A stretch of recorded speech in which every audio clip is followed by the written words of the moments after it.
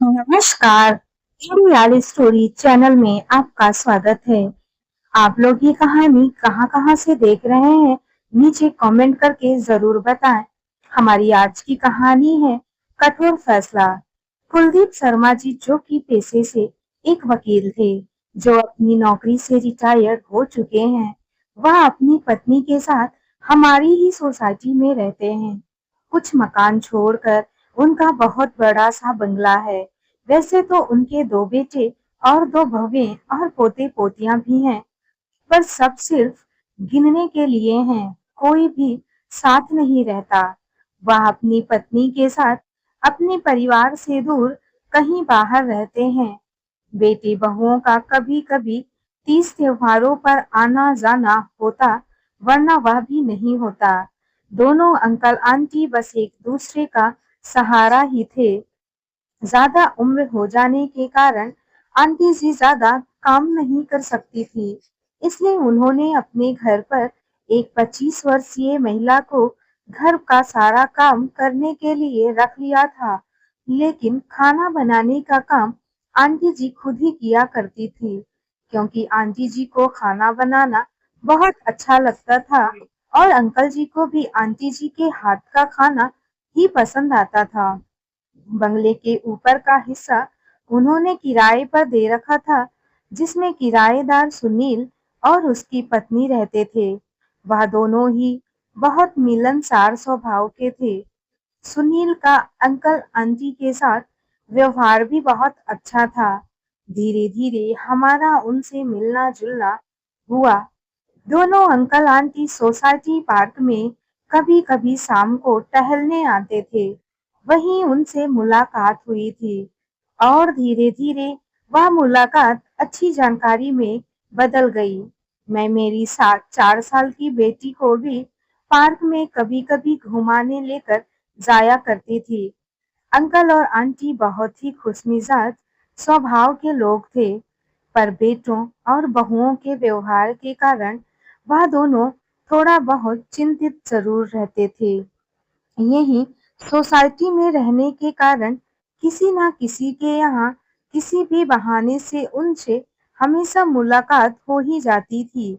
पर थोड़ा काम की व्यस्तता के कारण मेरा ज्यादा आना जाना ना था। एक दिन जब मैं अपनी बच्ची को स्कूल से लेकर लौटी, तो पता चला कि आंटी जी की हालत बहुत खराब है। उन्होंने अस्पताल लेकर गए हैं, पर वहां से आंटी जी घर वापस ना आ पाई। वह इस दुनिया से अलविदा हो चुकी थी। अनंत यात्रा पर जहां से वह कोई भी वापस नहीं आ पाता है। आंटी जी के जाने का गम धीरे धीरे कुलदीप अंकल को अंदर ही अंदर खा जाने लगा। उनके बेटे बहू आए थे, पर अपनी औपचारिकता यानी कि अंतिम क्रियाक्रम करके वापस चले गए थे। अब अंकल बिल्कुल अकेले रह गए थे। काम करने वाली काम करने आती थी, तो अंकल के लिए खाना भी बना देती थी। ऐसे में किराएदार सुनील और उसकी पत्नी ही अंकल जी का पूरा ख्याल रखते थे। बेटे बहू साल में कभी कभार एक दो बार आ भी जाते थे और एक दो दिन रुककर वापस भी चले जाते थे। अंकल जी की तबीयत भी अब पहले से बहुत ज्यादा खराब रहने लगी थी, परंतु उनके बहू बेटे उन्हें शायद अपने साथ नहीं रखना चाहते थे। एक बार किसी ने भी पूछा भी कि अपने पिताजी को अपने साथ क्यों नहीं ले जा रहे हो, तो बड़ा बेटा बोला कि हम सब तो ऑफिस चले जाते हैं और शाम को लौटते हैं और बच्चे स्कूल चले जाते हैं। ऐसे में पिताजी सारा दिन अकेले वहां कैसे रहेंगे। यहाँ सुनील और उसकी पत्नी रहते हैं और सोसाइटी में पिताजी के बहुत सारे दोस्त भी हैं, तो पिताजी को अकेलापन कभी भी महसूस नहीं होगा। बड़ा बेटा यह सब बोलकर अपने पिताजी को ले जाने का बहाना करने लगा। दोनों बेटे बहू अपने अपने घर चले गए। कुछ दिन बीत जाने के बाद अंकल जी की तबीयत अचानक खराब हो गई थी। उन्होंने सुनील को बुलाया। वह उन्हें अस्पताल लेकर गया। अंकल जी को एडमिट कर लिया गया था। पड़ोस के एक दो लोग और थे।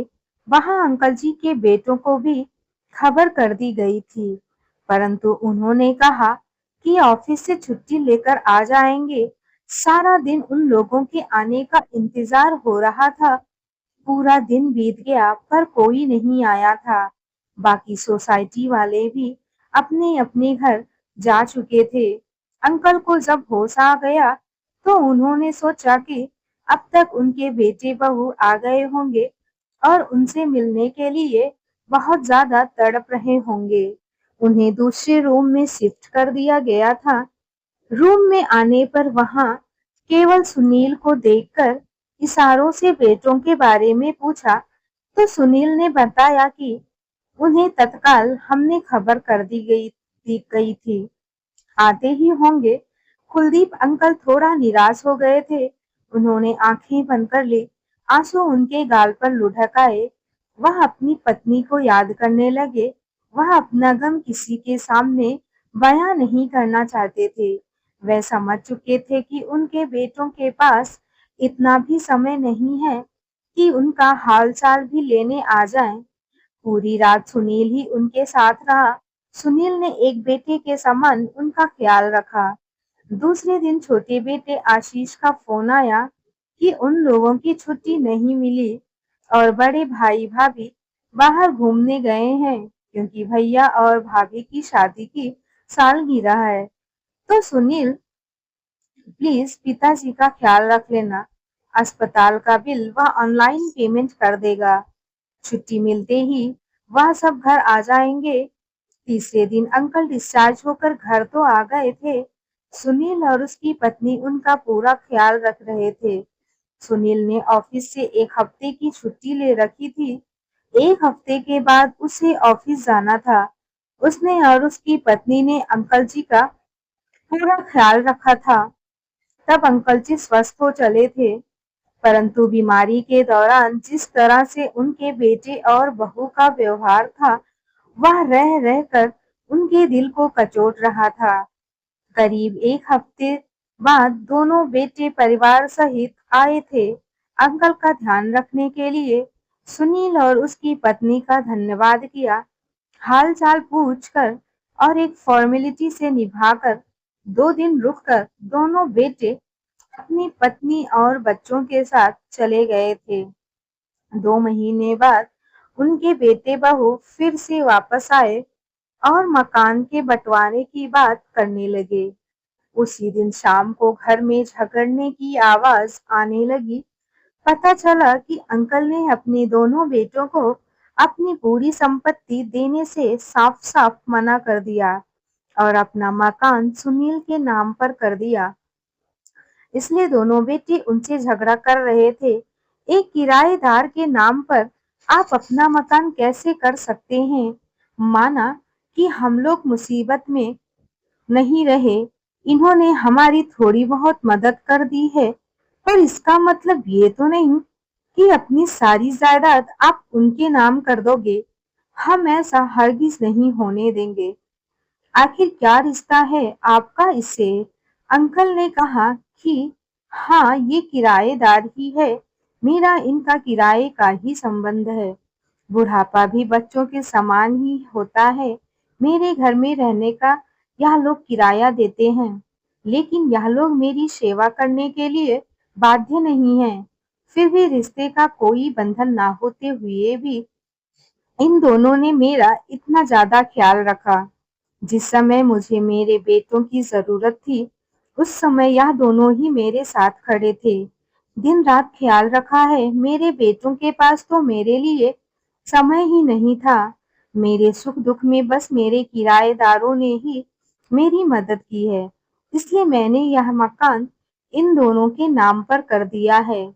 जब तक मैं जीवित हूँ, यहाँ दोनों यही रहेंगे और मेरे मरने के बाद यह मकान इन दोनों का होगा। दोनों बेटों के पास पिताजी के सवालों का कोई जवाब ही नहीं था और दोनों गुस्से में वहां से चले गए। हमें अपने माँ बाप और बड़े बुजुर्गों का बुढ़ापे में उनका ख्याल रखना चाहिए।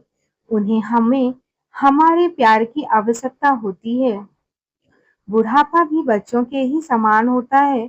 हमें अपने बड़े बुजुर्गों का ख्याल भी अपने बच्चों की तरह रखना चाहिए। वह अपने दिल से आपको आशीर्वाद देंगे। क्यों बोझ हो जाते हैं वह झुके हुए कंधे, क्यों बोझ हो जाते हैं वह झुके हुए कंधे, जिन पर चढ़कर कभी तुम दुनिया देखा करते थे। तो दोस्तों, आपको ये कहानी कैसी लगी? लाइक और कमेंट करके जरूर बताना। कहानी अच्छी लगे तो वीडियो को शेयर जरूर करें। इसी तरह की और भी कहानी को देखने के लिए चैनल को सब्सक्राइब करना बिल्कुल ना भूलें। आइए मिलते हैं एक और नई कहानी के साथ। बहुत बहुत धन्यवाद।